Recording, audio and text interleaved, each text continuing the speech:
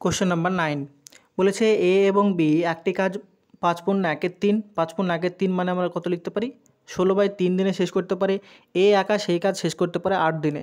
এ এবং বি কাজটি করার জন্য যদি বিকল্প দিনে শুরু করে অর্থাৎ বি দিয়ে যদি শুরু করে এখানে দেওয়া আছে তাহলে কত দিনে কাজটি শেষ হবে। তাহলে এখানে আমাদেরকে বলা আছে এ প্লাস বি কাজটি করে 16/3। আবার বলেছে এ কাজটি করে কত দিনে 8 দিনে। তাহলে এখান থেকে আমরা লসাগুটা যদি 16 ধরি তাহলে এ প্লাস বি এর যে এফিসিয়েন্সি সেটা হয়ে যাবে 3 এবং এর এফিসিয়েন্সি হবে 2। তাহলে এর এফিসিয়েন্সি যদি 2 হয়, এর এফিসিয়েন্সিটা যদি 2 হয় আর এ প্লাস বি মিলে যদি আমাদের 3 হয় তাহলে এ এর এফিসিয়েন্সি হচ্ছে 2 আর এ প্লাস বি মিলে হচ্ছে 3। তাহলে এখান থেকে লিখতে পারি যে বি এর এফিসিয়েন্সি মানে হচ্ছে 1। তাহলে এখান থেকে আমরা লিখতে পারি যে কাজটি শেষ করবে কত দিনে, যেখানে বি দিয়ে শুরু করে। তাহলে প্রথম দিন বি, দ্বিতীয় দিন হচ্ছে এ। তাহলে এরকমভাবে 2 দিন গেল। তাহলে 2 দিনে কত ইউনিট কাজ হবে 2 + 1 মানে হচ্ছে 3 ইউনিট কাজ হবে আমাদের 2 দিনে।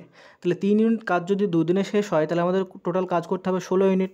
তাহলে 3কে যদি 5 দিয়ে মাল্টিপ্লাই করি তাহলে এখানে হচ্ছে 15 ইউনিট কাজ কত দিনে হচ্ছে, দিনকেও আমরা 5 দিয়ে মাল্টিপ্লাই করব, 15 ইউনিট কাজ হচ্ছে 10 দিনে। তার মানে এখানে যদি 5 দিয়ে মাল্টিপ্লাই করি তাহলে 3 × 5 = 15 আর এখানে যদি 5 দিয়ে মাল্টিপ্লাই করি তাহলে এটা হচ্ছে 10। তার মানে 15 ইউনিট কাজ হচ্ছে 10 দিনে। তাহলে 15 ইউনিট কাজ করলে হবে না, আমাদের কাজ করতে হবে কত 16 ইউনিট। তাহলে 15 ইউনিট কাজ যখন শেষ হয়ে যাবে তখন বি প্লাস এ এরকম করে আমাদের 5টা সার্কেল কমপ্লিট হবে। তাহলে যখন কমপ্লিট হয়ে যাবে তখন আবার বি আসবে। তাহলে বি কত ইউনিট কাজ করে 1 ইউনিট কাজ করে। তাহলে 15 + 1 তার মানে টোটাল 16 ইউনিট কাজ আর তার সাথে একদিন এক্সট্রা যোগ হবে, তার মানে 10 + 1 তার মানে আমাদের টোটাল 11 দিনে কাজটি শেষ হবে, যেটা অপশন নাম্বার বি হয়ে যাবে এখানে সঠিক উত্তর।